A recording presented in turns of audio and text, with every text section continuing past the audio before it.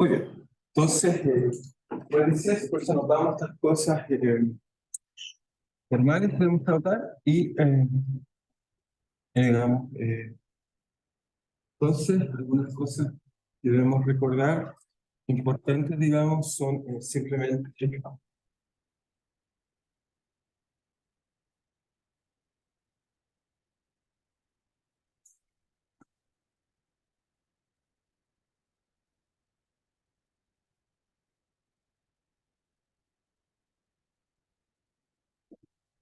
Entonces, algunas cosas, entonces, recordar, entonces, algunas cosas, entonces, el repaso es, esta semana hay ejercicio obligatorio, el último, esta semana obligatorio, entonces, y vamos a hacer ejercicio de, entonces, ley de inducción, que no le he dicho problema, ley de inducción. También voy a estar de, no sé si esta semana o la subsiguiente vez, para poder reclamar, entonces, hacemos la misma lógica, lo dejamos, pueden ir a mirarlo y dejamos por escrito su reclamo en caso de quiera reclamar. Entonces, también, recordar, la tarea la dejamos para el viernes, ¿no? Viernes. No sé si eso hay alguna pregunta o duda acerca de la tarea o estamos bien. ¿No? ¿Sí? A mí no te puedo un reclamo. ¿De qué se reclama?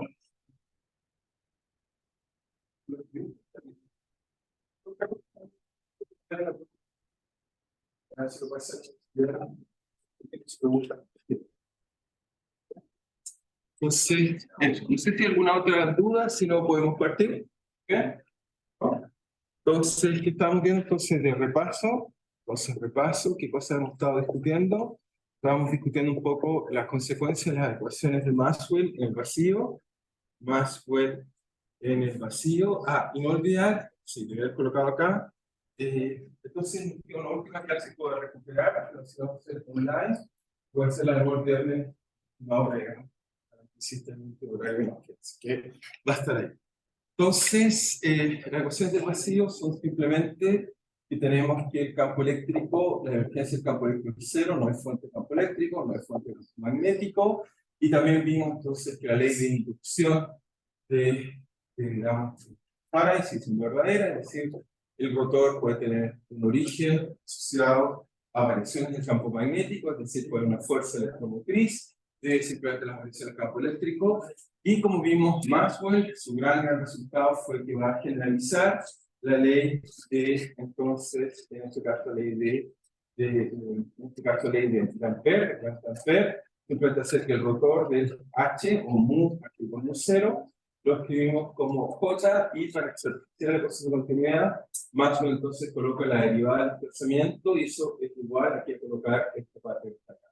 Entonces, lo increíble de estos semáforos fue que propone esto, y como resultado de esto que está acá, vimos que pues estas son las ecuaciones del vacío. Vacío se refiere al vacío, deberíamos dar con cuidado, que es el vacío. Vacío es no materia.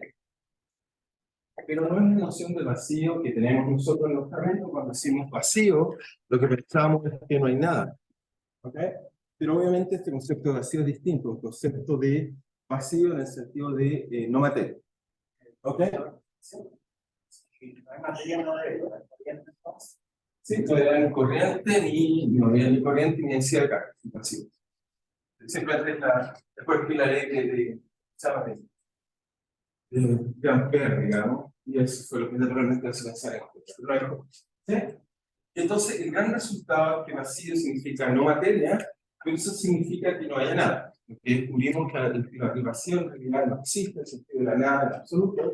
Lo que sí hay es que está lleno de campos. De hecho, hay más campos asociados a las fuerzas nucleares y asociados a las fuerzas débiles, aparte del campo electromagnético. Hay otras partículas, sones, etcétera. Otras partículas en realidad son campos, damos partículas, campos, igual como vemos como la fase cuántica, que en realidad los campos electromagnéticos son partículas sin masa, llamamos fotones. Entonces tenemos esta ecuación del vacío, y la teoría Maxwell, su gran resultado fue que mezclando las ecuaciones, como yo espero, bueno, ya muchos me han entregado su tarea, no todos por supuesto, pero como muchos me entregaron, ya saben que entonces jugando con ellas, ya lo hemos hecho, entonces uno puede llegar a encontrar una ecuación de ondas, que es simplemente que el laplaciano del campo eléctrico nos da aquí cosas, si uno lo dividía propiamente, nos da aquí un 0, epsilon 0, eso es igual a dtt del campo eléctrico, que es la ecuación de ondas que uno logra entonces en este contexto constante. Entonces, aparece esta ecuación de ondas de Maxwell. Ecuación de ondas de Maxwell. Y como espero hayan visto el video, aquellos que no, recomiendo ver. Entonces, esta hermosa predicción de que existen ondas en esta ecuación, y va a ser Hertz el primero en verificar esto. Primero se hace un experimento que hace pasar una pequeña chispa, y teniendo, si quieren, otro lugar con un condensador cortado, muy cercano, induce movimiento de carga y puede ver a distancia que se induce chispas también, y por lo tanto concluye que lo que se propaga. Y si además lo concluye que se propaga, entonces podría calcular la velocidad de la luz, que será muy difícil en su tema. Obviamente, la velocidad de la luz, acá hay variaciones naturales, 1 partido por raíz cuadrada de un 0, epsilon 0, la velocidad de la luz, es más o menos 2.900, 300.000 kilómetros, etc. Ok,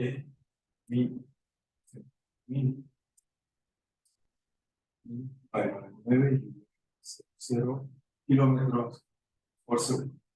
¿Ok? Tenemos la velocidad de la luz que hace eso, y lo interesante es que cuando uno resuelve esto analíticamente, preguntar la tarea si pueden colocar el resultado, no hay ningún interés hacerlo numéricamente. ¿Ok? La que me entrega el resultado analítico, eso uno tiene un valor. No responde la pregunta. Es como preguntarle qué color es el caballo y me dice que bueno, tiene no sé 7 amperes. Tiene lógica, es que sucede.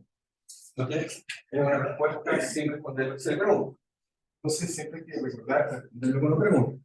Entonces lo que encontramos interesante fue que el campo eléctrico, como solución de esta ecuación, es simplemente, bueno, algo que tiene que ver con la energía, que vamos a explicar ahora.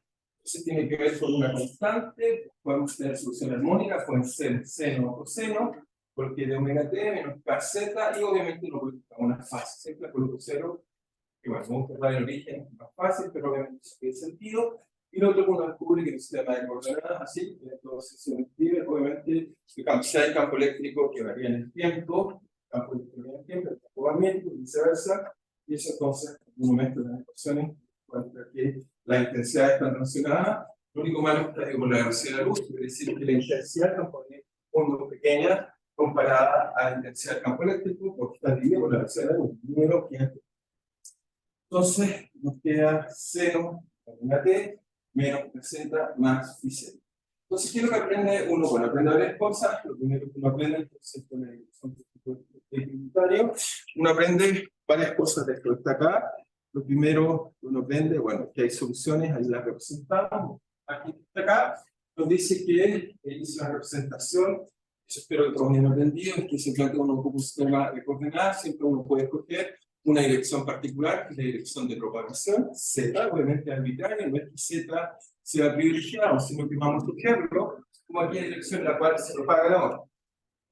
Y lo interesante es que la onda, a diferencia de muchas otras ondas, es una onda que es plana, completamente en el plano transversal, es decir, es una onda transversal.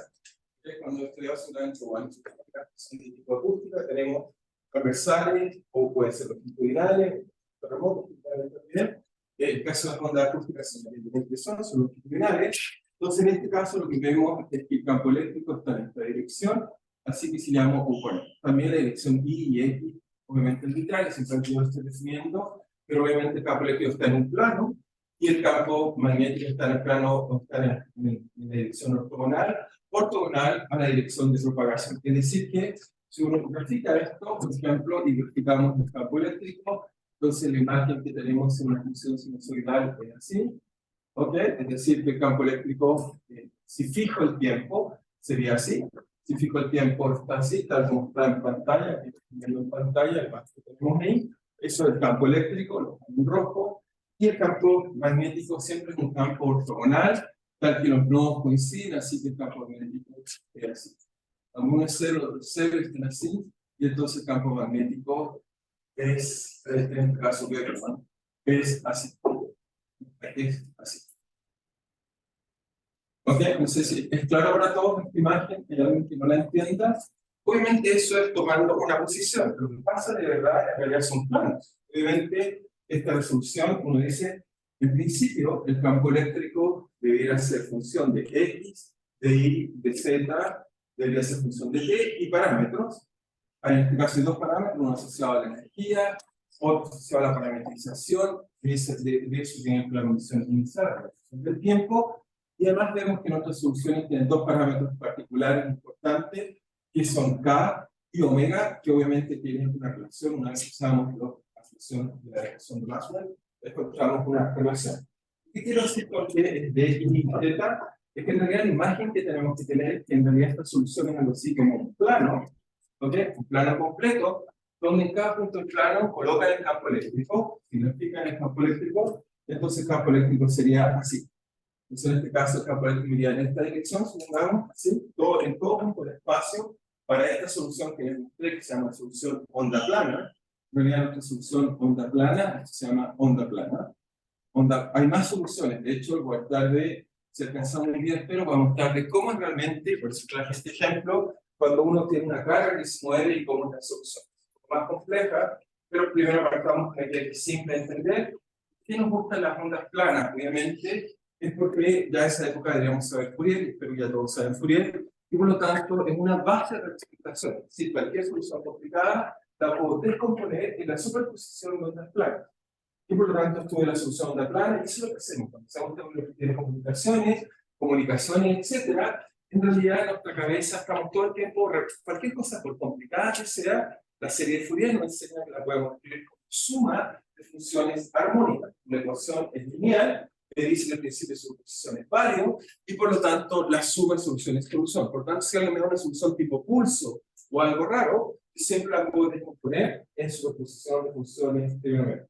Entonces, por lo tanto, nos concentramos primero en aprender cómo es una función armónica y después cualquier resolución la escribo como la suma de esta acá.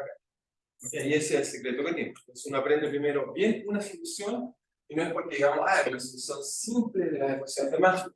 No solo va a hacer eso, sino va a ser la solución básica por la cual cualquier otra solución vamos a escribir. ¿Okay? Pero obviamente uno dice, pero eso será así la práctica o no, pues va a tener mucha solución general.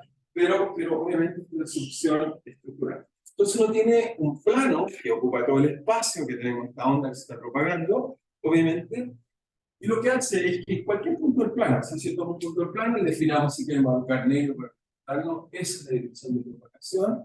Entonces si tomo alguno de acá y digo, pongamos esta acá, y esta es la dirección de propagación, llamémosla Z, lo que va a pasar es que en cada instante tengo un plano, otro plano, otro plano, otro plano.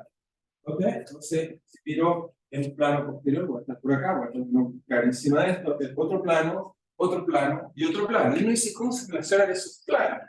Bueno, de acuerdo como yo los corto, la distancia que tome, va a pasar algo, pero lo que yo sí sé, y la solución que calculamos, es que si toman una, y entonces dicen, bueno, una solución armónica, así que esto va así, a medida que me muevo es así. Entonces, en ese plano, el campo eléctrico vale eso. Se me figura un poco feo, ¿sabes? Es otro color. Si tomo solo este campo eléctrico acá, nos quedaría aquí, y aquí sería así. Estoy simplemente cortando, y pongamos que este punto que pega a ese plano y está fuera del plano. Estoy tratando que imaginen cómo es la solución. Un plano, el cual instantáneamente todos los campos son iguales, pero a medida que me traslado en el espacio, ese campo eléctrico va a cambiar. Baja, sube, baja, sube, baja y sube, y lo trato de proyectar. Es decir, que en este caso estaría acá, y tomo un plano cualquiera, no tomo un plano que sea directo, de así. Y para el campo eléctrico, o sea, el campo magnético, lo mismo. O sea, en este plano, el campo magnético está hacia acá, así. Cada punto del espacio, el campo magnético ocupa en esta dirección, ¿ok? Está hacia acá, ¿ok? Cada punto hay campo magnético. No es que no haya campo magnético, cada punto hay campo magnético. Y si me muevo sobre la línea que estábamos viendo ahí, bueno, el campo magnético sería algo así. O sea, no tenemos otro color, desgraciadamente. Ok, tenemos un poco la imaginación. Tenemos tres colores. Usamos, cuando se puede ocupar negro, justamente. Entonces, el campo magnético sería así. Va así, vuelve así, así, vuelve así. Y por lo tanto, el campo magnético aquí sería así, así, así, así ya sería así, así, así. Yo sé que está quedando un poco feo. Y este sería el campo magnético en este plano. Estaría ahí. Entonces, cada punto del espacio está haciendo, esta imagen que tenemos acá arriba. Cada punto del espacio hace lo mismo. Y esa es la solución que tienen que imaginar. ¿Ok? ¿Es claro para toda esta solución? Ya sé cómo dibuja esto y dice, ya entendí todo. No, es una trayectoria moviéndome sobre tus planos ortogonales, pero en realidad no es tus planos, porque mi solución no depende ni de X ni de Y, por eso es una solución plana. En caso de que mueva el plano X y el campo no cambia. Después vamos a hacer de carga, o en modo de carga, ¿sí? Tengo los enlaces. ¿Sí? Estoy apuntando acá, ¿sí? Yo no lo voy a hacer, pero siempre sigo. Como el plano de campo eléctrico magnético estarían sí. Entonces debería llegar a una punta acá. Sí, eso es lo que hace el láser. Cuando tengas un láser, lo que hace un láser acá, un láser es, o sea, el láser justo esta imagen de esa plano, simplemente que en el caso del láser, la imagen es un poquito más difícil, te voy a responder más preciso a tu pregunta. También tiene que ver con las ecuaciones de Maxwell, se llama aproximación paraxial, que simplemente tomar en cuenta un poco la información del espacio, pero todavía no es claro, pero quiero responder bien tu pregunta. Fíjate, tomas una lámpara o tomas un láser y alumbras. ¿Cómo se propaga la luz? ¿Cómo crees que se propaga la luz? Uno diría, bueno, debe ser línea recta, ¿cierto? Pero pregúntese, ¿hay línea recta? Es aproximado, hay un efecto que se llama de difracción, que se propaga hacia los lados, que tienen que ver, en este caso, como mi onda es plana, no veo difracción, no veo efecto en X e Y. Pero tienen que ver si quieren verlo como son pelotitas. Imagínate, yo tiro unas pelotitas hacia allá, ¿qué pasa con ellas?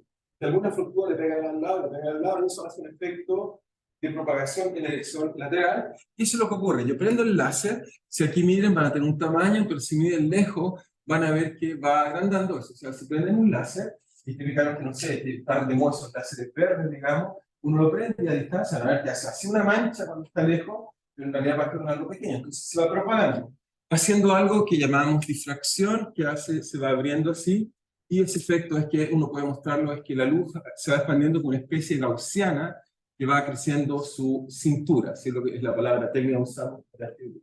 Entonces, claro, se propaga así, se va abriendo. ¿Okay? Si yo ahora miro ese plano, para responder tu pregunta con cuidado, entonces si lo miro acá, entonces aquí el campo eléctrico, lo voy a amplificar acá para que sea más fácil de entender. Entonces en esa posición el campo eléctrico, si es que el láser es un buen láser, no es un láser barato, por la calle, por la calle, la luz está circulando en cualquier dirección. Un buen láser está bien polarizado.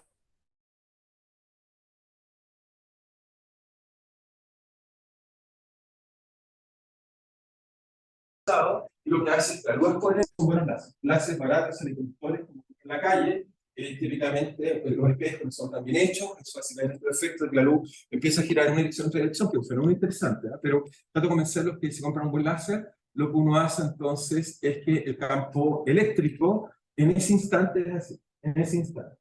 ¿Ok? Y después, ¿qué es lo que hace? Hace la imagen que tiene aquí. En cada instante el campo eléctrico va así, baja, sube, baja, sube, baja, sube. Lo traje en el polarizador, pero se recuerdan cuando les traje uno, les mostré que lo giraba y ponía negro, es porque la luz que está emitiendo esto, todo el campo eléctrico está vertical, y cuando colocaba el polarizador horizontal, no pasaba la luz, pues se ponía negro. Porque simplemente si coloco un polarizador ortogonal, no dejo que sea el campo eléctrico. ¿Por qué? Porque ese medio se polariza fácilmente en una dirección y difícil en la otra. Por lo tanto, si el campo eléctrico es paralelo a la polarización, se polariza muy fuerte y eso anula la propagación de la luz en el medio. Entonces, lo que pasa en todo, cuando la apunta con un láser, claro, empieza a perder. Es luz coherente. Nosotros estamos, o sea, biológicamente fuimos diseñados para la luz que hace el sol. ¿Cuál es la luz que hace el sol? Están todos los electrones moviéndose desordenadamente y por lo tanto la luz desordenada. La luz del láser, como es una cavidad, es una resonancia, o sea, al interior de acá tenemos, si quieres, espejos y hacemos que los fotones que están al interior, igual que una cuerda, como les mostré la clase pasada, oscilan con las frecuencias propias. Todos empiezan a oscilar de igual forma. Por lo tanto, la luz que sale hacia afuera están todos en fase, están todos moviéndose de igual forma. Eso, en nuestro ojo, es terrible porque fuimos diseñados para hacer eso. Entonces, todas nuestras moléculas que son fotosensibles estarían moviéndose en la misma dirección. Eso genera un fenómeno resonante que en el ojo, digamos, podría producir daño. O sea, no quiero hacer resonar el ojo de alguien, pero eso es lo que hace. ¿Okay? Y eso hace daño, pero estamos diseñados para que la luz llegue desordenada. ¿Okay? Cuando es muy coherente, uno se puede, bueno, echa a perder esas moléculas, en realidad hablamos de que se quema, pero técnicamente echamos a perder esas moléculas. ¿Okay? Y entonces perdemos visión. No es algo jugar con un láser en el ojo. A pesar que no es muy intenso, al ser coherente, al ser resonancia, todas nuestras moléculas fotosensibles daño bastante reversible. Entonces, no es recomendable colocar un láser en el ojo de alguien o colocar el láser a alguien. Eso es mucho. Entonces, lo que quiero convencer es que la luz llega así y en tu ojo es lo que está llegando. Y esto hace que tus moléculas, que tienen carga, densidad de carga, se empiecen a mover los electrones.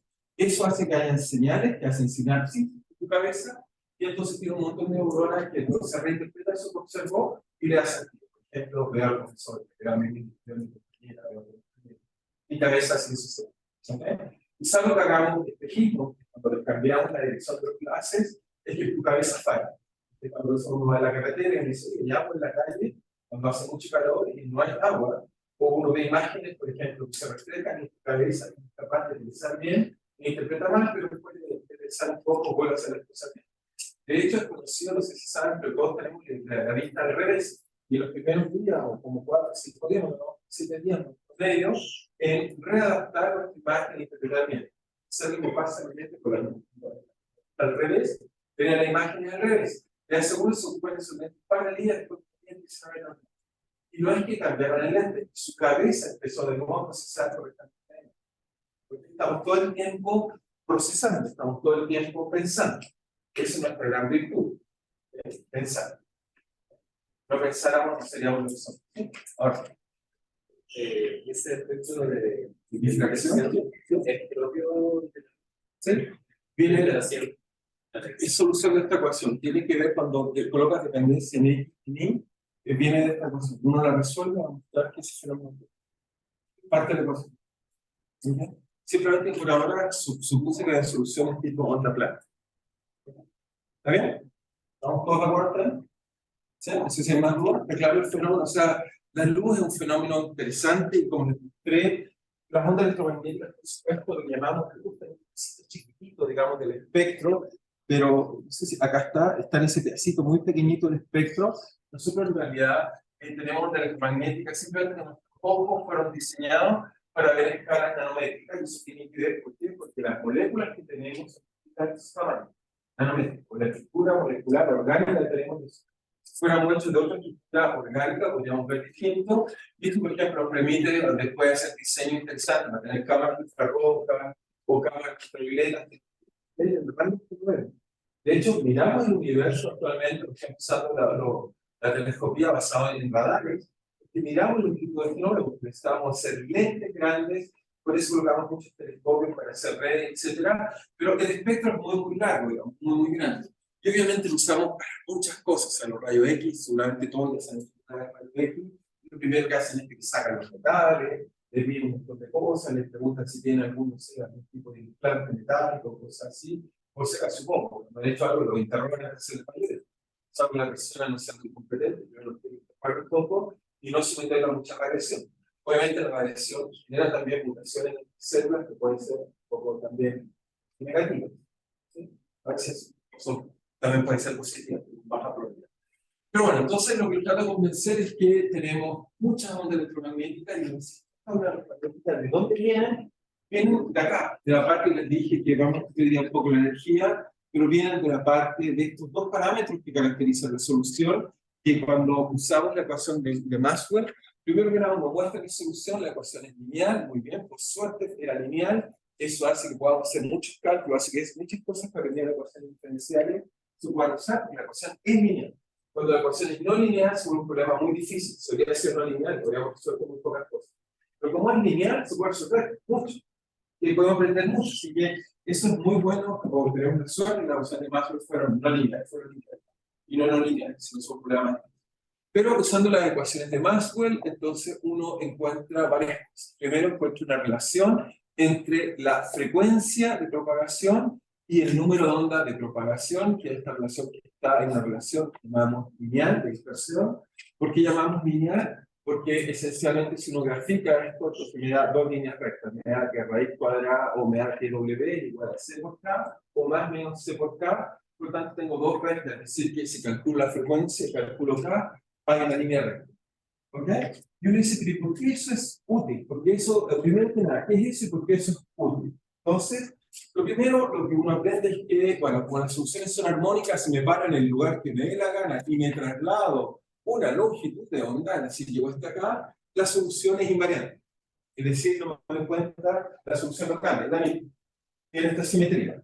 Es decir que, vuelvo acá, tenemos dos simetrías importantes en la solución. Una es que si yo tomo xz y tomo z más, si quieren verlo así, lambda, donde lambda es 2pi partido por el número de onda, entonces incluso puedo colocar n, puedo pasar n periodos, porque seguro, puedo tomar, aquí tomé un periodo, pero podría tomar 2 periodos, 3 periodos, n periodos, con tantos periodos como quiera, la solución es invariante. ¿Ok? Entonces el sistema es invariante por esta longitud de onda, por lo tanto es periódica en el espacio, y lo sorprendente es que también es periódica en el tiempo. También hay predicción en el tiempo, es decir, que hay un periodo, que las succiones armónicas tenemos un periodo, y ese periodo simplemente en este caso vale 2pi partido por la frecuencia, en este caso de la onda. ¿Está claro usted? ¿Y por qué esto es tan importante?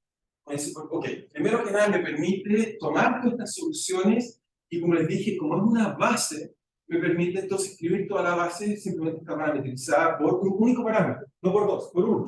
¿Por qué? Porque el periodo y la longitud de onda están relacionadas a través de la relación de dispersión. No son independientes.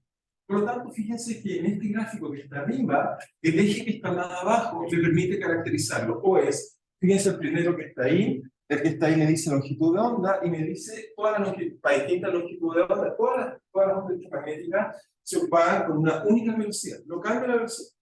Lo que cambia es la longitud de onda. O sea, si volvemos acá, él me dice, ya, pero ¿cuál es la longitud de onda de lo que estamos viendo? Por ejemplo, acá tengo una, y si cambio la longitud de onda, por ejemplo, estoy cambiando la 300 nanómetros, se fijan, es más chiquitita, si la cambio al otro extremo, la longitud es más grande. Eso es lo que estoy haciendo. Cambio solo esa longitud. La solución es la misma, lo único que hago es que la dilato o la contraigo. ¿Okay? Eso es lo que uno hace. Y lo interesante de contraerla o dilatarla es que me permite, como ven acá, clasificarlas, todas están parametrizadas con un único parámetro, que se la longitud de la frecuencia. Cuando uno habla con la clase de comunicación, lo primero que me pregunta, ¿cuál es el ancho de banda en el cual envía información? Es decir, que me está diciendo cuál es el pedacito del espectro electromagnético que ocupa para comunicarse. ¿Ok?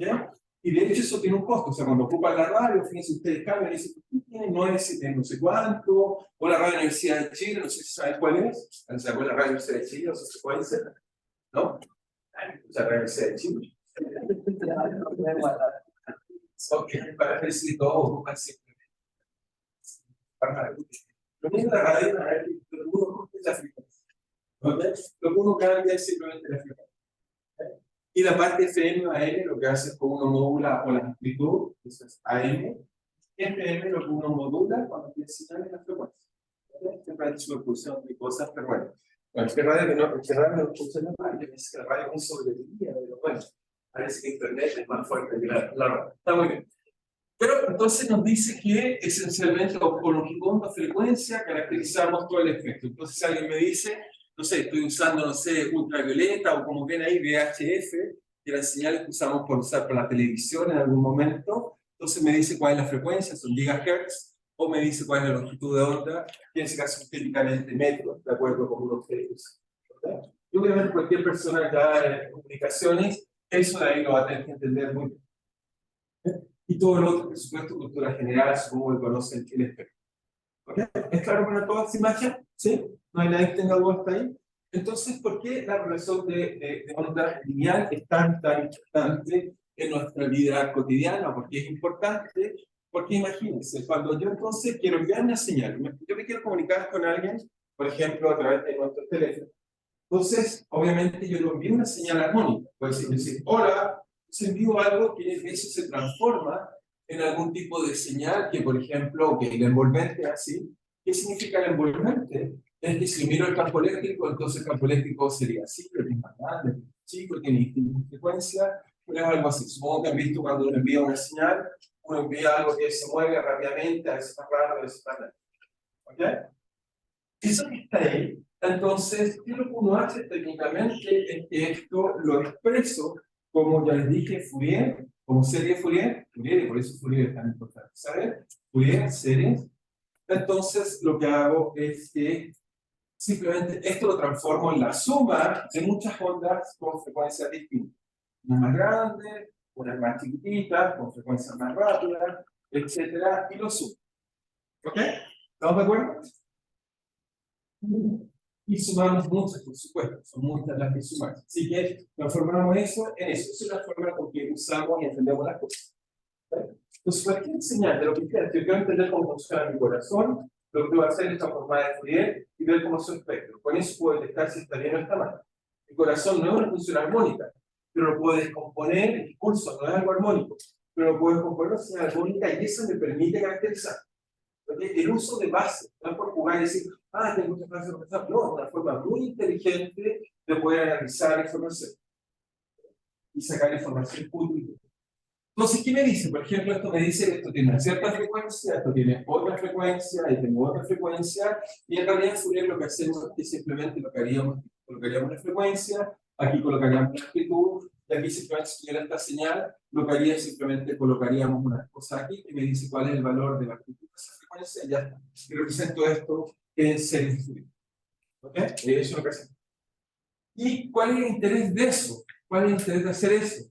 Es que, fíjense, acá entonces digo, esta frecuencia, llamémosla omega 1, vengo acá y me pregunto por qué velocidad se propaga la velocidad de la luz. Después pregunto la frecuencia 2, ¿qué velocidad se propaga? La frecuencia 2. Y así, con la misma velocidad, todos se propagan con la misma velocidad. Si la relación de dispersión no fuera lineal, alguien dice, imagínense que Maxwell se equivocó y colocaba ecuaciones no lineales. De hecho, ocurre cuando, por ejemplo, propagamos la luz en medios no lineales, simplemente cuando la luz es muy intensa, empieza la polarización, empieza a depender del campo eléctrico y se vuelve no lineal. Eso lo hacemos las fibras ópticas, así funcionan los láseres, así funcionan todos los materiales que los sometemos a luces muy intensas.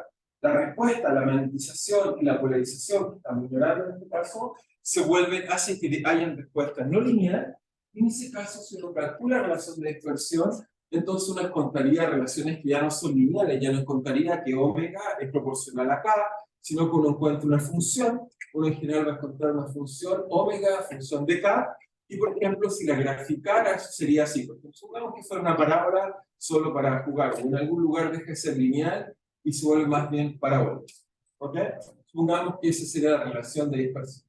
¿Qué significa eso? Significa que ahora si yo tomo omega aquí y calculo cuál es su velocidad, uno diría, pero ¿cuál es la velocidad? Bueno, pero ahora la velocidad de ese modo es simplemente k partido por omega, eso llamamos velocidad de fase. Pero el problema es que la derivada que tengo aquí no es la misma derivada que tengo acá, la pendiente es distinta. Y por lo tanto haría que esos dos modos se propagan de distintas formas, distintas velocidades de fase. ¿Qué significa eso? Y eso es lo que quiero decir, por qué es tan importante que la ecuación de Maxwell haya sido lineal. En primer lugar, respondo a la pregunta. Significa que si yo parto del sistema, yo envío una señal, que puede ser luz, directamente luz. Yo envío una señal así, entonces sigo pensando, esto lo compongo, es suma de muchos modos que están aquí interactuando, modos de frecuencia. Pero si los modos de frecuencia tienen distintas velocidades, ¿qué va a pasar? Por ejemplo, en este caso, ¿qué pasaría con la frecuencia omega 1 y omega 2? Si sus pendientes son distintas. ¿Qué pasaría? Sería como la ese es el problema. Significaría que unos modos viajan más rápido que otros, por lo tanto se separarían. Entonces lo que pasaría es que yo mando una señal así, alguien por ejemplo prende un láser, y después de un rato la luz se empezaría a deformar, sería así. Por ejemplo, los modos más rápidos irían más rápido, los modos más lentos irían más lentos, y se propagarían con distintas velocidades. Entonces eso haría, bueno, lo primero que haría es que nos podríamos comunicar, ¿no? Las que nos comunicamos, porque si yo digo hola, la persona ya recibe fea. ¿Está bien? ¿Estaría de acuerdo? Distorsiona la imagen. ¿Sí? Primera cosa. Segunda cosa, la luz, veríamos que los colores se cambiarían. En vez de tener luz blanca, yo envío luz blanca, y después de un rato vería que se volvió roja, y después de un rato vería que se volvió verde. ¿Ok? El paquete se desarmaría. Por lo tanto, la noción de luz que tendríamos, bueno, podría decir, ok, existe una electromagnética, pero cada onda electromagnética se propaga a distinta velocidad. Pero lo que aprendemos de la ecuación de Maxwell nos dice que todas las ondas electromagnéticas se propagan con una única velocidad. Y hace que entonces cualquiera sea la propagación, si yo digo, vuelvo a decir hola, lo que llega al otro lado es hola. Es decir, la luz que se emite es la misma luz que ven. Imagínense los pobres astrónomos, verían si la luz se propagara con distintas velocidades. Verían un universo completamente distorsionado. No podrían decir nada bien de lo que sabemos hoy en día. porque vemos años luz de lo que está pasando y de ahí sacamos información. ¿Okay? Si se propagara con una distinta velocidad, si esta relación no fuera verdad, si esta relación fuera falsa, si hubiera alguna pequeña corrección, entonces estaríamos diciendo cosas erradas. ¿Ok? Y estaríamos distorsionando lo que vemos. ¿Ok? Así que necesitamos, o si quieren, o la teoría nos enseña que esto realmente es profundamente necesario. Y hace que la velocidad de la luz sea un parámetro fundamental de la naturaleza. ¿Ok? Si no, tendríamos una familia de parámetros fundamentales. ¿Sí? ¿Sí? ¿Estamos de acuerdo? ¿Está de acuerdo? ¿Sí? ¿Sí? ¿Estamos bien? Muy bien, ¿sí? Aquello que uno puede hacer ahora que para tengan una relación de inversión lineal. Sí. Puede tener un medio de la velocidad tenga una pendiente distinta. ¿Para qué sirve? Bueno, lo usamos para distintas cosas. O sea, tenemos que ver que la velocidad, digamos, se puede propagar de distintas formas. De hecho, una aplicación de esto son estos materiales que están acá. Por ejemplo, es un cristal líquido, lo que hace que la luz polarizada en esta dirección tenga una velocidad distinta de la de acá. Entonces, vemos que hace que en una dirección se propaga con velocidades distintas a los que ven en otra, y con eso podemos hacer televisión. Con eso podemos hacer pantallas. ¿Okay? ¿Por qué? Eso nos permite dejar pasar la luz, no dejar pasar la luz, pasar de distintas formas. Eso también nos permite, hay un efecto que no tiene que ver directamente con eso, que es el efecto de Newton, pero por un prisma, vio que la luz cuando pasaba, se propagaba, lograba descomponer la cosa genética, lo voy a explicar en algún momento, pero la próxima clase, o la subsiguiente, y cómo se abre el efecto y vemos todos los colores.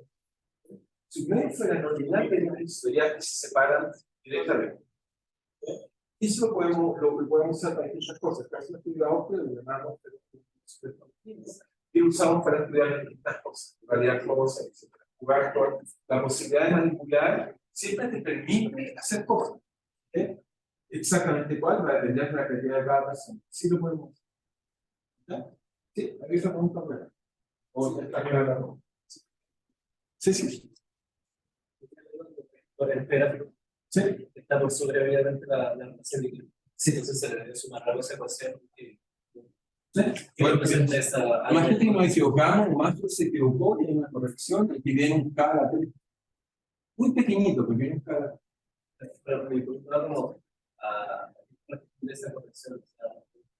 No, la teoría no diría que no hay corrección, es perfectamente. Por ejemplo, la relación de dispersión con la inteligencia, la estudiamos mucho sobre los fluidos. En los fluidos esto no es lineal. ¿Okay? De acuerdo como el fluido es un fluido normal, el superfluido, etcétera, son no lineales.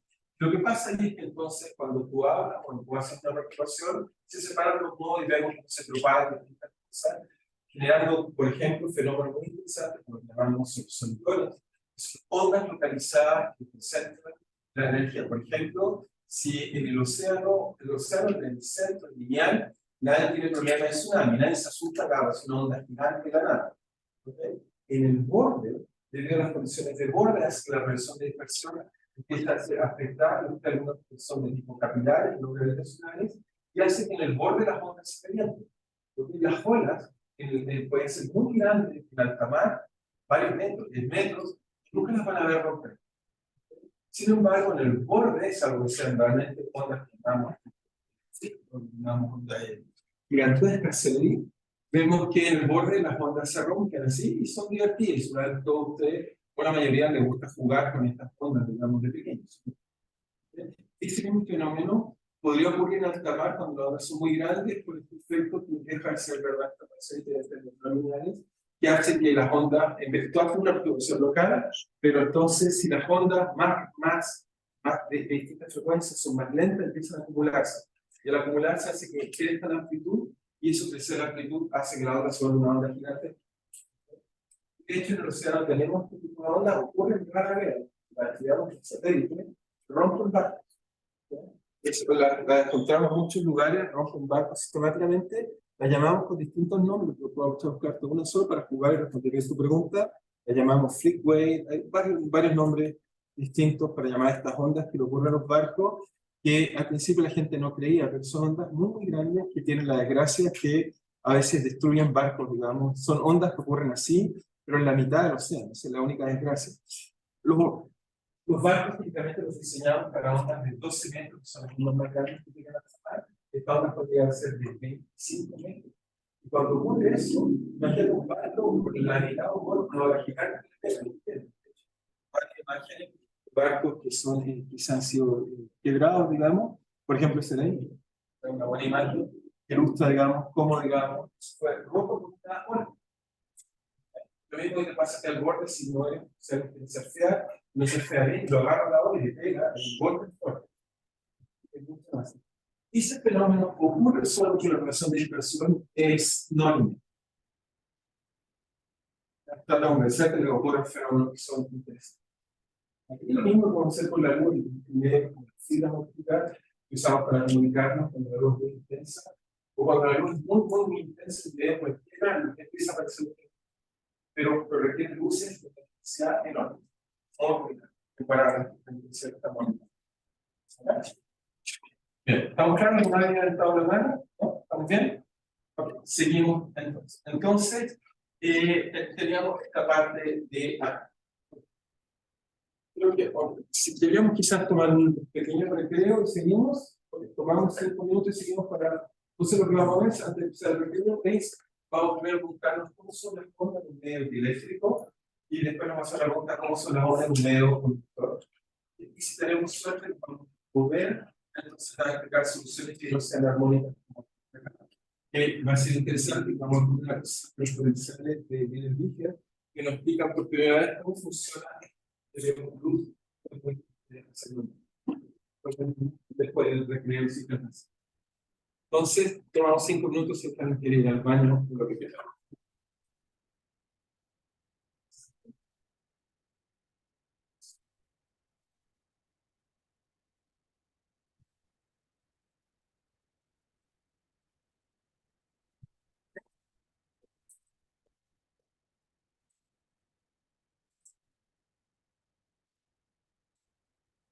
Porque supone que una expansión. En teoría, eso no tiene que ser lo que dice, porque la magnetización va a ser una función general de. Es decir, pero ¿cuál es la diferencia? Dejamos la polarización proporcional al campo y estamos proporcional a H y siento que es extraño.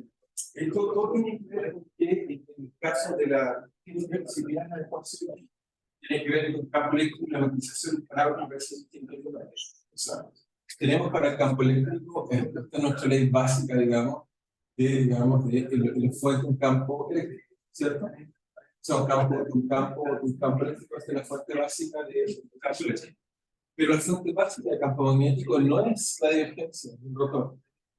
Entonces, el rotor, en este caso, va a ser D, si tiene un medio, digamos, que se magnetiza, D igual a. ¿Sí? ¿Bien? Entonces, el problema está aquí, ¿por qué no nos queda M por sobre B? Es porque esencialmente se denomina una simetría en la ecuación. La simetría está que en una es más importante la divergencia, la fuente fundamental del campo eléctrico tiene que poner ligados. En cambio, la fuente es fundamental, si no tiene que ver con que tenemos corriente, la ley de circulación de Ampere. Eso hace entonces que se simetricen estas dos cosas. Si tuviéramos naturaleza, algo así, si alguien dijera, mira, aquí tenemos divergencia de B igual a una densidad de monopolos magnéticos, si eso hubiera ocurrido en la naturaleza, si tuviéramos monopolos magnéticos, entonces vamos a encontrar una relación lineal o alguna función de M. Pero como todo pasa a través de esta ecuación, entonces, si miras los parámetros, siempre nos queda que, en este caso, fíjate aquí cómo van los parámetros. El epsilon 0, cuando transformamos esto en pasa acá. Entonces, en este caso, el parámetro va abajo, en este caso, el parámetro va arriba. Esa pequeña diferencia de la práctica lo hace mucho más cómodo. Siempre escribir, entonces, la operación podría ser función de B y B función de H. Luego tiene una función. Pero por cosas prácticas, para que sistemáticamente no aparezca de igual forma el epsilon y el mu, lo más conveniente es usar este examen. Solo por simetría, la cosa, simetría de la ecuación. Pero efectivamente lo podría hacer, bueno, llamemos esto, entonces si quieres una constante por B. Si hicieras eso, entonces te darías cuenta que la velocidad de la luz tenía como el porcentaje de 2%. Simplemente una cosa práctica, cómo se escribe la ecuación. Pero no hay nada profundo entre las solo la simetría de cómo es una ecuación y cómo es la otra ecuación. Esa es la razón. No hay nada profundo. El H, simplemente el H es diferente. Dice, bueno, el H es igual o usar una constante al B0 en el vacío, igual, es decir, que si aquí tengo B, entonces el H, se lo buscamos en el calculador, entonces el H es lo mismo, usamos una constante de proporcionalidad que depende de ese número si mayor o menor. ¿Ok? Está ahí todo bien. Entonces, en cualquier lugar, acá el H y el B son vectores paralelos, indistinguibles a una constante. Sin embargo, cuando colocas entonces, colocas un material, es aquí donde debido a que se magnetiza, es que ya entonces no son paralelos. Solo cuando hay magnetización, entonces no son paralelos. Entonces, puedes decir, bueno, ¿a cuál le asocio si supongo que el material es lineal, homogéneo, isótopo, que es lo que hacemos, por simplicidad? Entonces, en ese caso, uno tiene que decir, bueno, esa constante, ¿cuál es el asocio? ¿Cuál me va a determinar la magnetización? Y nuestra elección, y es una elección estándar, no es la convención, vamos a decir que esto va a haber una constante, acá le vamos a llamar susceptibilidad, ¿okay? Que nos va a dar una relación entre M y H. ¿Para qué? Porque hacemos esta elección no la segunda, pero ¿por qué no usé psi magnético, la susceptibilidad magnética por B? Si después lo que queremos hacer es lo siguiente, como H era simplemente B, partió por un 0 menos la magnetización, entonces fíjate que ahora cuando entonces esto es proporcional a H, entonces me queda, y este es el secreto, me queda que M, entonces vale ¿qué cosa? Vale psi por H. Y por lo tanto voy a concluir que B es igual a ¿qué? A un 0, multiplico todo con un 0 acá, paso lo que acá, me queda que es 1 más 0. Entonces, al hacerlo así, siempre me queda que simplemente como medio se magnetiza, es equivalente que hay un muy equivalente. Hay un muy equivalente. Entonces, lo único que quiero es que haya un muy, tal como hicimos para el campo eléctrico, realmente lo que queremos es que haya un épsilon equivalente. Eso es lo que hacemos. Entonces, como las constantes en un caso está arriba y abajo, uno genera todo eso o lo inventa, si tiene algo así, no va a colocar. Si yo hubiera colocado B, entonces el B acá habría tenido que sumar, y habría quedado acá una cosa que no es que por su personalidad, sino que no es uno más la susceptibilidad. Entonces, como ya habíamos usado la susceptibilidad eléctrica, uno trata de copiar. Es decir, que por la forma de las ecuaciones, si quieres, el E y el H son más simétricos que el D y el H. El E y el H son mucho más similares. ¿Por qué? Porque las ecuaciones para el H y el D son distintas. ¿Okay? Entonces, vamos a continuar. No sé si hay alguna pregunta más. Si no, vamos a describir las ecuaciones. Vamos a describir las ecuaciones. ¿Cómo se llama? Motivados por algo simple, nuestra experiencia. Ninguno de ustedes vive en el vacío. ¿Dónde viven entonces? ¿Qué lugar viven? Explícame. ¿Dónde viven? ¿Dónde viven? En el aire. Entonces, lo primero que queremos resolver es cómo son las ecuaciones de Maxwell en el aire. ¿Ok? Pero eso es equivalente. ¿El aire qué tipo de material sería? Si alguien te pregunta en la calle. Un aislante, un dieléctrico, eso es bien. Las moléculas están polarizadas, son moléculas de agua, hidrógeno. Digamos, y por lo tanto, uno dice esencialmente un medio dieléctrico. ¿Ok? Esa es nuestra aproximación del aire. Entonces, lo que vamos a hacer es ecuaciones de Maxwell en un medio eléctrico. Ecuaciones de Maxwell en un medio eléctrico. En un medio eléctrico. ¿Sí? Entonces, ¿cuál es la idea? La idea es que entonces tomamos, si quieren, un medio dieléctrico, cualquiera sea, no es un medio dieléctrico, un poco rojo para imaginar que es dieléctrico. Entonces, este medio, obviamente, vamos a un medio eléctrico simple, vamos a un medio dieléctrico, como ya les dije en el curso, lineal, homogéneo, e isótopo. Salvo quizá alguna pregunta, cualquier vez que diga medio eléctrico, que imaginar si lineal o qué es. Salvo que sea explícitamente dicho que no es medio lineal o etcétera. Sí, sí, sí. Voy a colocarlo como un medio dieléctrico, también se puede manifestar. En realidad, colocamos un medio dieléctrico, esencialmente son dieléctricos. Si tú miras las constantes, lo que casi no cambia. En los materiales que nos rodean, pero pensamos un material cualquiera, lineal o isótopo, el cual, como a lo que acabas de decir tú, lo caracterizamos con un epsilon y un mu, que por primera vez no son epsilon y mu cero. Nos preguntamos qué pasa con la relación. Es decir, estamos diciendo que el medio se puede polarizar y el medio se puede magnetizar. ¿Ok? Las ondas electromagnéticas, sus campos, por lo tanto, ejercen este efecto. Por ejemplo, un buen medio, si un buen medio, ¿cómo se propaga la luz dentro de mi ojo? ¿Cómo modelarían su ojo? ¿Será conductor? ¿Será un medio dieléctrico? ¿Cómo modelarían ustedes? ¿Un qué materiales? ¿De qué tipo? No van a decir que es de sílice. ¿De qué tecnología? ¿Qué es? Es un dieléctrico material orgánico. Son orgánicos, esencialmente formados por carbono, por oxígeno, hidrógeno, etc. Orgánicos. Ese material entonces también va a tener agua, tiene una constante, etcétera, etcétera. Y lo interesante es qué pasa cuando llega la luz. ¿Okay? Porque el aire tiene ciertas propiedades, mi ojo tiene otras propiedades, y cuando pasan ocurren efectos. Vamos a tratar de entender, poco a poco. Entonces lo que nos vamos a preguntar es qué pasa con la luz al interior de un medio dieléctrico como el que estamos viendo ahí. ¿Okay?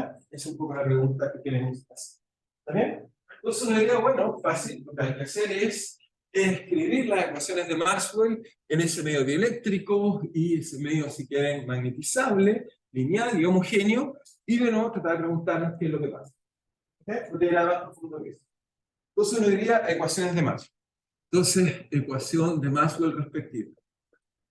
Entonces lo que uno diría es, bueno, voy a suponer, obviamente por ahora, nadie me dijo, pero voy a suponer que no está cargado y que no hay corrientes por ahora. ¿Okay? Por ahora, después voy a colocar corriente para el cual efecto el medio no hay corriente. Entonces las ecuaciones de Maxwell, en este caso sería simplemente uno diría, pero esto es trivial, es casi el vacío, tengo que hacer simplemente epsilon 0, lo cambio por epsilon, y donde diga mu 0, lo cambio por mu. Donde lo único que estamos haciendo, si es que alguien se está olvidando, es que decimos que D es igual a epsilon por E, y estamos diciendo que en este caso P, si quieren, es en este caso mu por H. ¿Sí? Y ahí está ese cambio que le estaba comentando su compañero. ¿Estamos de acuerdo usted? Eso es lo que usted dice. Nada más profundo. Y por lo tanto, las ecuaciones de Maxwell siguen siendo las mismas. Es decir, que tengo divergencia de B igual a 0, tengo divergencia de E igual a 0, tengo simplemente que el rotor del campo eléctrico es igual a menos dB de T, esa cosa no cambia, y tengo que el rotor de B partido por mu, en este caso no mu 0, sino mu, es igual a, en este caso no es J, igual a epsilon, que no es epsilon 0, sino epsilon dTE. Entonces uno dice, pero esto en realidad es lo que decía acá, esto es las mismas ecuaciones, donde lo único que cambiar es sacar el 0 de T. ¿Sí? Adiós. Eso me dice inmediatamente entonces que en un medio dieléctrico, el aire, satisface una ecuación de onda de Maxwell, donde lo único que tengo que cambiar es mu por mu 0, o sea, cambiar mu 0, perdón, por mu, y epsilon 0 por epsilon, y ya está. Es decir, que en el aire el único cambio que vamos a descubrir es la velocidad de propagación de la luz. Y en cualquier medio, en el agua, lo mismo. ¿Okay? En cualquier medio que sea eléctrico, lo único que va a cambiar es esta constante y lo único que hace es cambiar la velocidad de la luz. Y eso que nos vamos a preguntar es por qué cambia la velocidad de la luz, y cuánto cambia y cómo lo caracterizamos. ¿Okay? Y se cambia, lo caracterizamos con un parámetro que no sé si saben cómo se llama, pero seguramente todos aquellos que usan lente lo conocen bien, se llama índice de refracción. Entonces, este es el número que usamos para caracterizar ese cambio de pasar del vacío a un medio natural. Por supuesto, nos dice por qué es tan importante, porque obviamente Hertz, cuando hizo su experimento, lo hizo en el aire, no lo hizo en el vacío. Escribimos primero las ecuaciones del vacío, porque el primer resultado, obviamente la gente decía, se propaga un campo electromagnético en el aire. Necesitan aire para propagarse, necesitan agua para propagarse. Pero no, lo que vamos a descubrir después de todo es que la luz se puede propagar sobre su propio campo. Y eso es lo que lo hace interesante. Eso fue lo primero que hicimos, pero es mucho más chocante. Pero cuando la gente empezó a entender este problema, primero obviamente lo propagaba sobre un medio dieléctrico sobre el cual entonces teníamos la ecuación de Maxwell siguiente. Entonces si uno hace lo mismo, hicimos entonces siendo análogo a lo que ya hicimos, análogo, entonces encontramos la ecuación de ondas de Maxwell, pero ahora modificada.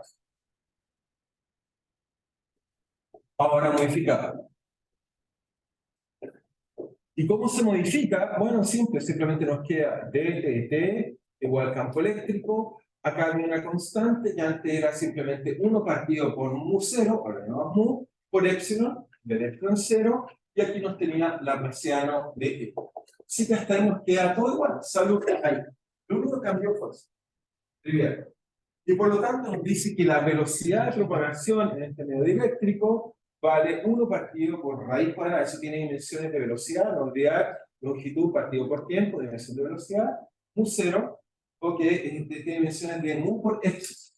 Entonces, ¿y aquí qué es lo que uno hace para entender qué es lo que está pasando? Estamos todos de acuerdo, no supongo que eso es trivial, simplemente tomar el rotor y hacer lo mismo. Es repetir lo que ya he repetido más de una vez, pero simplemente aprovecho para verse los veces. Y ahora, ¿qué es lo que uno hace? Bueno, uno dice, mira, epsilon 0, si te recuerdan, epsilon está relacionado con epsilon 0 a través de una constante que llamamos kappa, pero aquí como uso kappa por longitud de onda, lo voy a llamar K, digamos, si quieren, K0 por epsilon 0. ¿Ok? ¿Está bien? Si se recuerdan, eso era 1 más la susceptibilidad eléctrica. Simplemente se era kappa y nos permitía entonces tener este número que, por ejemplo, para el agua era 80, si se recuerdan, para distintos materiales es una tabla. Y justamente para lo mismo, para entonces la constante magnética del medio, eléctrica del medio, del medio, también podemos colocar, entonces, si queremos colocar eléctrica, aquí vamos a colocar un capa magnética de un segundo. ¿Ok? Simplemente veo cuánto me alejo, qué factor me alejo de eso. ¿Estamos bien? ¿Sí?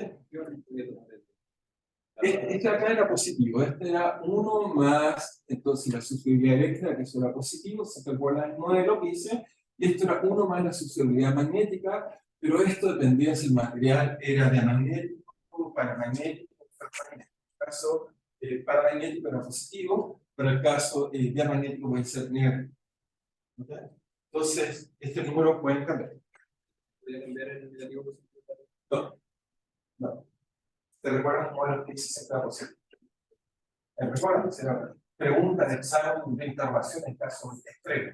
En caso límite, se hace una pregunta. Esa constante es negativo. Se tiene que parar en si mueve o si mira, que un museo, que mueve una nube, que un campo eléctrico, se desplaza. Eso acaba como el relativo. Sí, sí, sí, es el factor si quieres de proporcionalidad. Yo ya me capa en algún momento. Sí, pero ahora es muy fácil, de hecho, cuando les hice tablas, si miran en algún lado su cuaderno o en su tablet, pero yo, encontrarán que en algún momento les hice una tabla.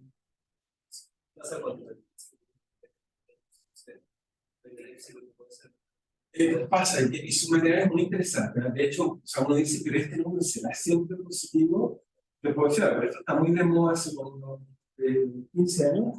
Hay gente que lo que hace es que nos podemos arreglar para que esto siga siendo positivo, pero cada uno está negativo.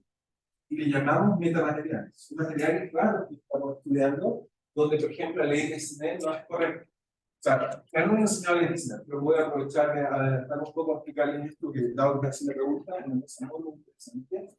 Cuando, por ejemplo, cualquiera de ustedes coloca el dedo, digamos, supongo todos alguna vez metió el dedo, digamos, en el agua, y uno ve el dedo que se desplaza, que no coincide, como que lo han visto alguna vez.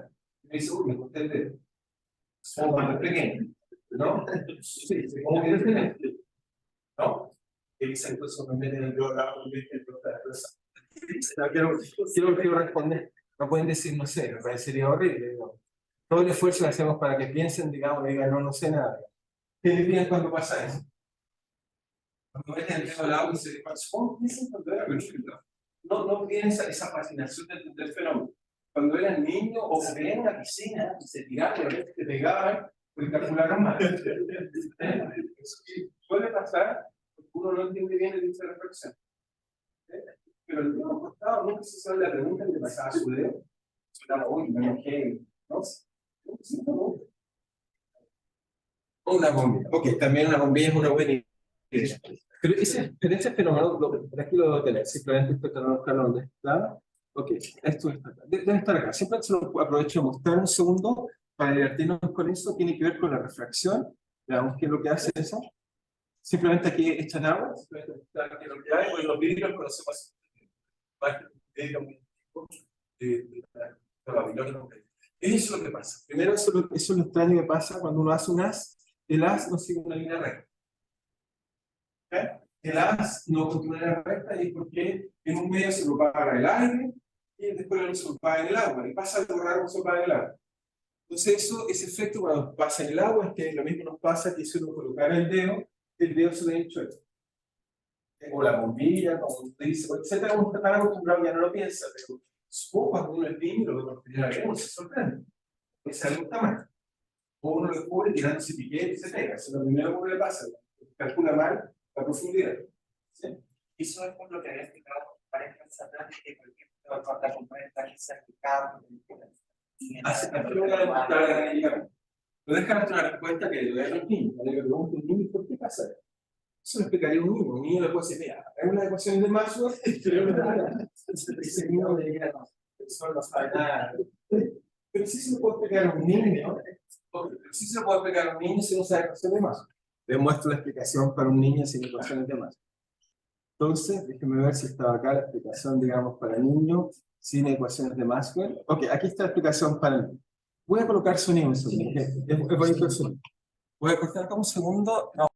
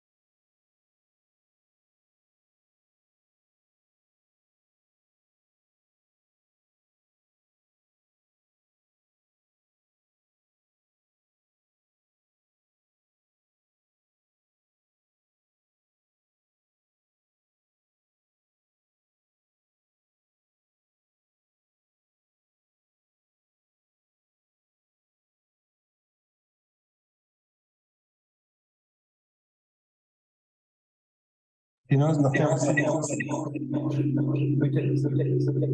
si no, la grabación queda sin micro.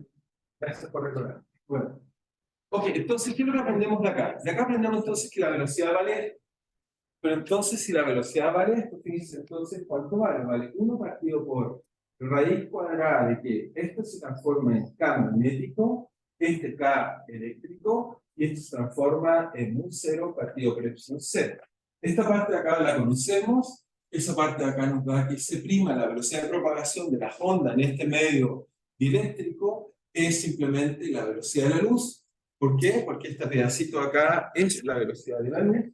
Eso de acá es la velocidad de la luz, y este pedacito de acá, entonces nos queda algo raro que lo llamamos N, lo llamamos índice de refracción, y simplemente tiene que ver con estos factores que están acá. Entonces lo llamamos índice de refracción. La refracción entonces tiene que ver con este fenómeno que acabamos de ver de la luz, que lo conocemos de mucho tiempo, y fueron, ¿quiénes lo explicaron? ¿Alguien sabe quién lo explicó? Porque cuando yo decía antes que ustedes me enseñaron, lo hizo Snell. Cuando fue a estudiar en Francia, me enseñaron que fue de cara. Fue. También aprendí por ahí, digamos, que nuestro granje, de visualizar los resultados, como dice acá, de derivar esto con todas las relaciones empíricas y el control de los ángulos. Pero después, con los años, aprendí, y de hecho la UNESCO lo reconoció hace un par de años atrás, que la persona que lo hizo primero fue Snell, que fue un árabe en el año 1621. Eso fue, o sea, la ley de Snell, perdón, desde el año 1621, pero lo hizo un árabe. En realidad, bueno, ahí está el bonito ejemplo que te gustaba de que era el que, bueno, no sé si les pasó a ustedes, yo cuando niño, pero ustedes cuando niños, veis el dedo ni siquiera saben. Supongo que esa pregunta se tiene que hacer. Si no, no es grave, ahora tienen tiempo a poder hacerse. Se trata de llamarlos que sean racionales, es decir, que cuando estén frente a algo, no es mágico. La gracia de la ciencia es que nos permite entender cosas que parecen mágicas sin magia. Eso se trata de hacer ciencia, desmitificar la magia. Y seguramente muchas veces van a estar enfrentados a fenómenos mágicos que usen la racionalidad. Para eso es para pagar, para eso lo necesitamos. Okay. La persona que hizo esto entonces fue, y ahí está, Michal, hizo entonces en el siglo 8 o 9, si quieren verlo ahí, bastante años antes de lo que yo aprendí. Pero la UNESCO ya lo reconoció, ya sabemos que fueron los árabes que se montaron de estudios, o sea que los ignoramos, digamos, de hecho, hay trabajos de ellos que aprenden a Copérnico, etcétera. En Newton en particular, yo, por este libro me llamó óptico. ¿Ok? Entonces, tratamos de hacerlo que desgraciadamente, buen tiempo lo ignoramos, pero hicieron muchas cosas muy interesantes, por lo menos ahora la reconocemos. Esta persona geométricamente explicó esto con una vara y agua, y usando lo que llamamos teoría de Tales, los detalles, también es algo que fue hecho antes en Babilonia, sabemos que no es de Tales, porque también fueron cultivados de manera brutales. Logró mostrar esta ley, que es la ley de los senos de los árboles cristalenos. Y lo vamos a llamar ley de Inchal Snell de K, para ser justos con todos aquellos que trabajaron independientemente sin saber si lo sabíamos. Pero entonces, la reflexión, ¿qué me dice? Me dice la velocidad, me dice tomo la velocidad de la luz y la divido por este número y me dice para qué es lo que dice. ¿Okay? Entonces, voy a hacer una pequeña tabla, esas tablas que me gusta tener en notar y que no debieran olvidar, ¿ok? Entonces, no digo los números, pero por lo menos ideas. Entonces, colocamos material y colocamos su índice de refracción. Material y su índice de refracción, que es un número. Entonces, ¿qué tabla tenemos? Típicamente, una tabla. Tenemos la tabla, me la he sacado por aquí. Pero la internet. Acá está la tabla. Entonces, tenemos que el vacío, ¿cuánto vale el índice de refracción? ¿Cuánto será la velocidad de luz en el vacío? Será 1. Muy bien. 1 perfecto.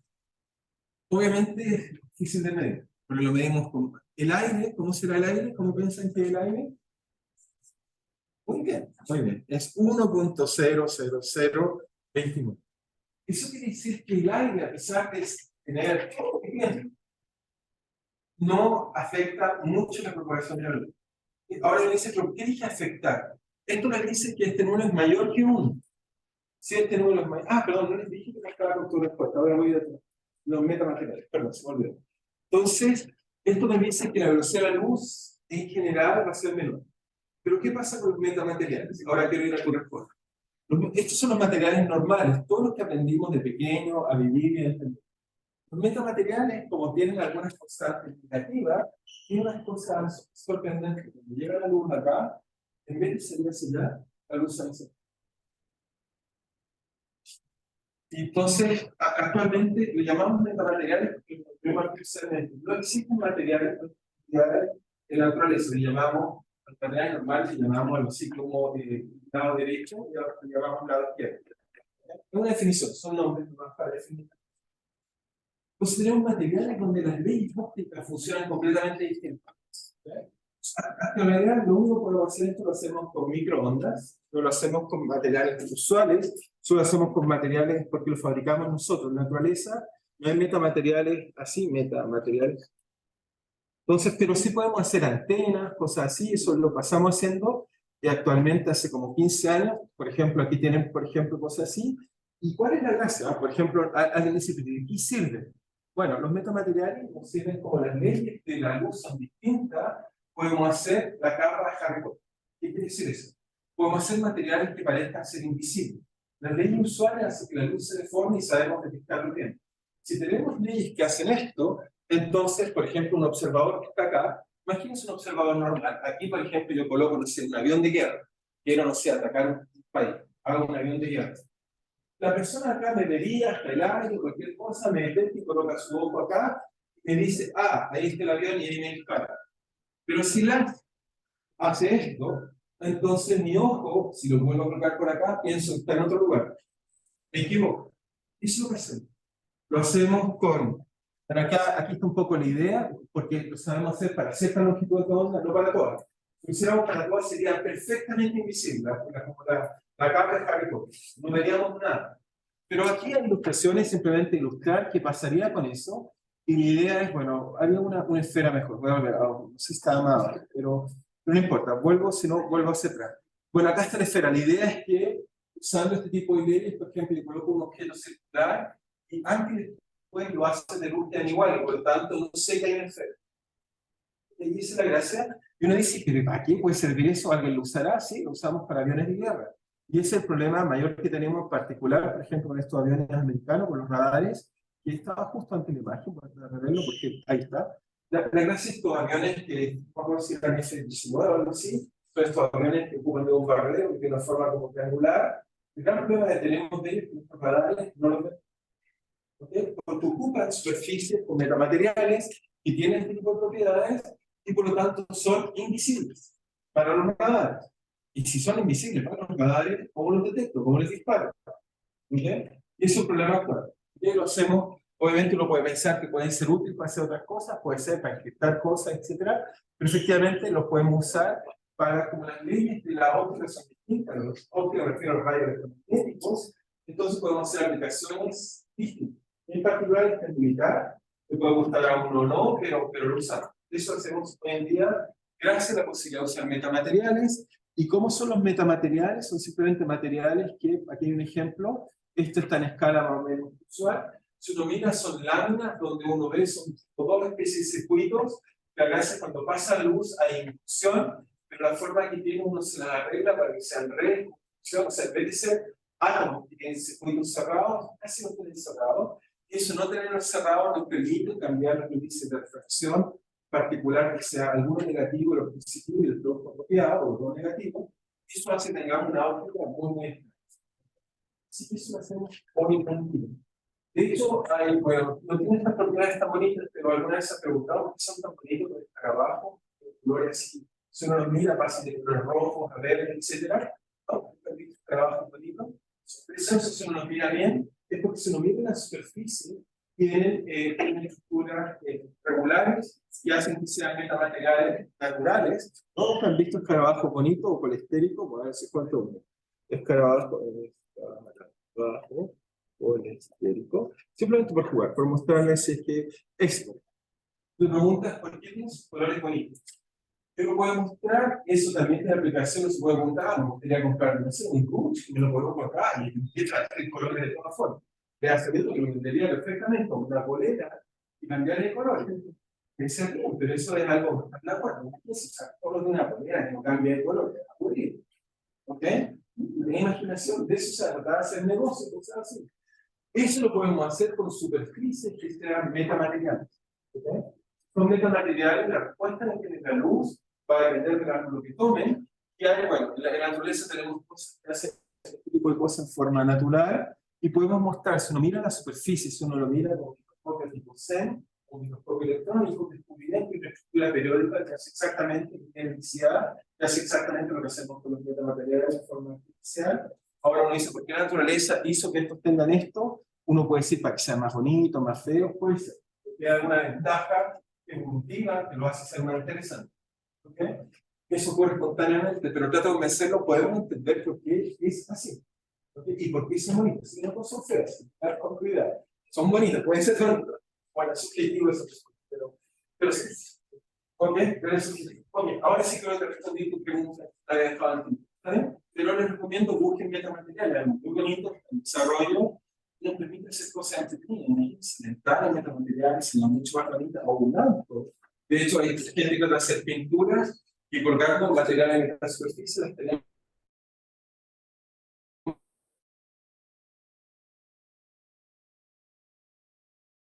Materiales absorbe completamente la luz, negro, absolutamente negro. Un negro muy, muy oscuro. Si uno mira, no hay nada que se refleje hacia afuera. Entonces, la gracia es que podemos hacer pinturas más bonitas, podemos hacer cosas que a veces más interesantes. O detectar cosas, obviamente uno puede tratar de buscar longitudes de onda que resuelven. Entonces, por acá. Entonces, hasta la mitad de la red de aquí la tabla. Pero tengo que convencerlos de que hay muchas cosas entretenidas en los materiales que uno puede hacer y diseñar y, por supuesto, buscar aplicaciones.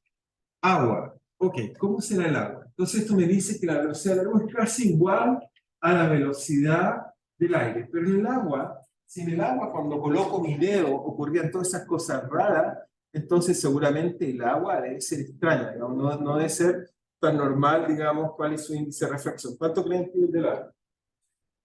¿Alguien sabe? ¿Por qué saben? No se la constante eléctrica, que tengan las dos. Es 1.3333. Es un 30, significa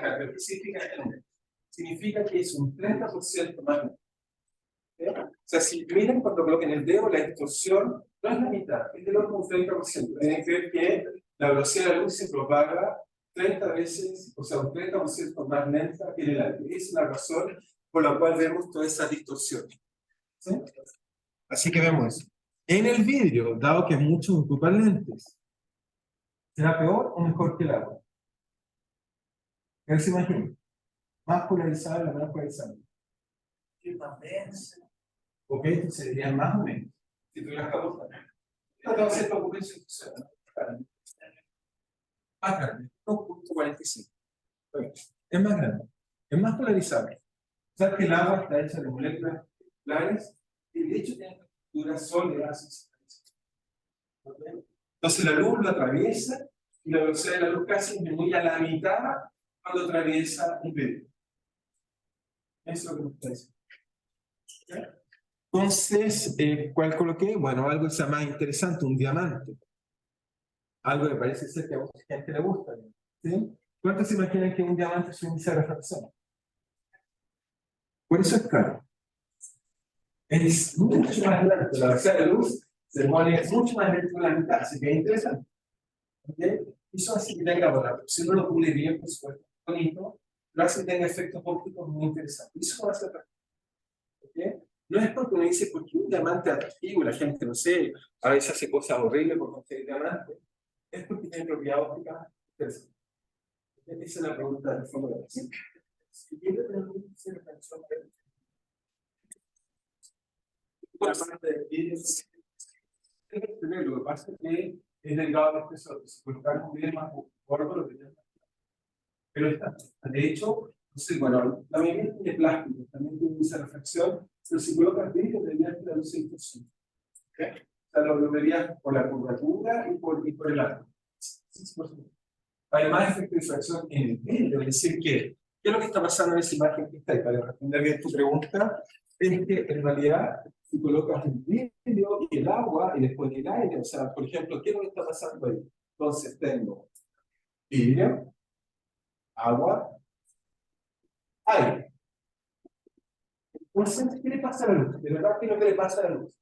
Entonces, si la mirara con cuidado, entonces vería, acá viene así, acá se distorsiona y sale así. Acá se vuelve a distorsionar y sale con otro ángulo. Acá se vuelve a distorsionar y acá recupera el estado. ¿Okay? Hace exactamente. Sí, sí, sí. Hay una regla. Sí, porque lo hacemos delgado, pero si mientras más gordo la vida, si toma un vidrio gordo, ¿no? Raro comprarse el vaso de vidrio gordo, salvo de cerveza, no sé. Se quiere ser más espeso, tiene mejor efecto. ¿Ok? Tiene mejor efecto. Así que eso es correcto. ¿Estamos bien hasta ahí? ¿Estamos claros? Entonces, vemos eso que está ahí. Entonces, ¿qué vamos a hacer ahora? Vamos entonces a calcular. Falta entonces, eso parte entonces un medio eléctrico, o sea, por lo menos todo bien. Y ahora entonces lo voy a tratar de hacer con el poco tiempo que me queda, 2 minutos, voy a tratar de calcular qué es lo que pasa ahora con un conductor. ¿Okay? La pregunta es qué le pasa a un conductor, y por supuesto en un conductor no nos pasa esto que está acá, salvo esa ruido de carga. ¿Okay? Entonces vamos a hacer la pregunta, ¿qué le ocurre a un conductor?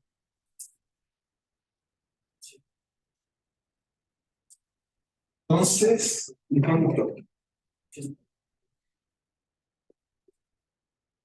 Conductor y ecuaciones de masa.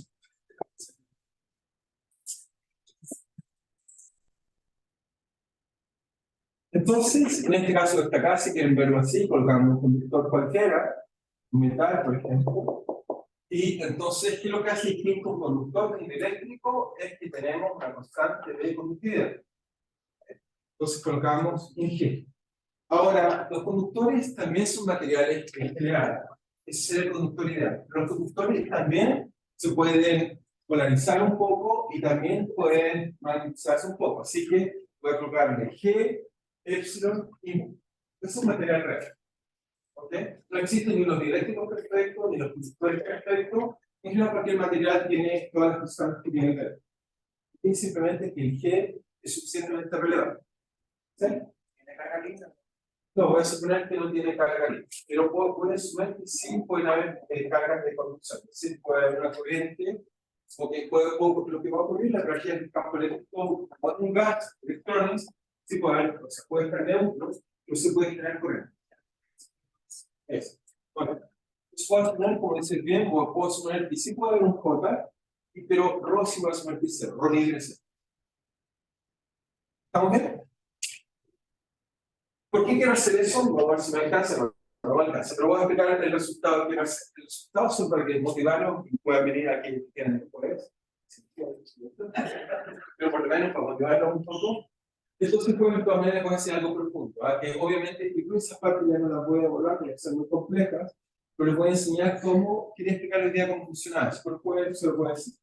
Y lo que les voy a enseñar si el jueves es que si viene una onda electromagnética, entonces vamos a ver que las ondas no penetran. Para penetrar, en realidad lo que pasa es que sale un corte, viene la onda electromagnética, y cuando entra en el material se amortigua. Hay una longitud de amortiguamiento muy fuerte, y típicamente los materiales es micrométrico. ¿Okay? Por eso no la vemos. O sea, si por ejemplo, una taza metálica, si llega la luz, el campo eléctrico penetra, pero va a disiparse y penetra a una distancia típicamente del orden de 2 micrones. Si el metal fuera muy delgado, pasaría adelante, podríamos ver a través de él. Y tenemos metales que son transparentes o son muy delgados. Pero cuando ya son más que un micrómetro, bueno, las células son micrométricas. No sé si entiende lo que es muy delgado. Entonces, los campos eléctricos se mueven en la superficie debido a que genera corrientes, pero lo vamos a tratar de entender además cómo ocurre este fenómeno muy interesante de qué le pasa a un metal cuando se ve una onda. Y lo que va a pasar es simplemente se mueve hacia allá y se devuelve una onda y eso hace que sea espejo o verla de color metálico como lo vemos siempre, pero cada una velocidad. Entonces, no olvidar el juego. Perdón, hay el último ejercicio.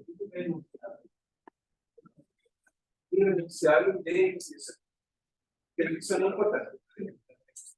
No lo he pensado todavía, pero claro que me mando cosas comentarios y hacer. ¿No?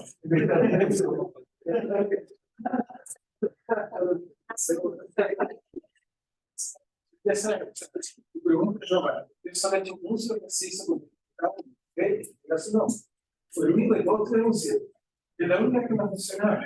No, cualquier pregunta, siempre hay un creativo para hacer que sea, no sé. ¿De cuál era su nombre? Y otra pregunta, siempre me preguntan un creativo.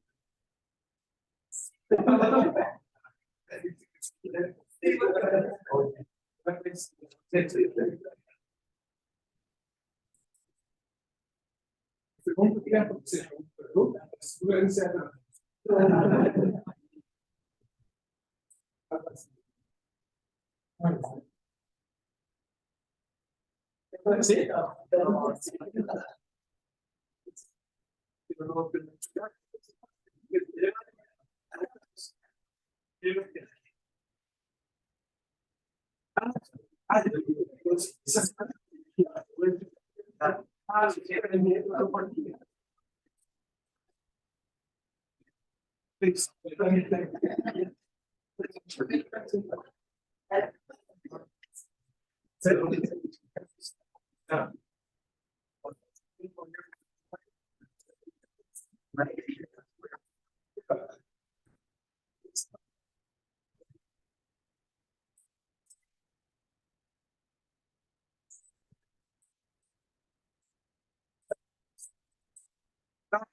Donde la solución es que si no aprendiste la conferencia,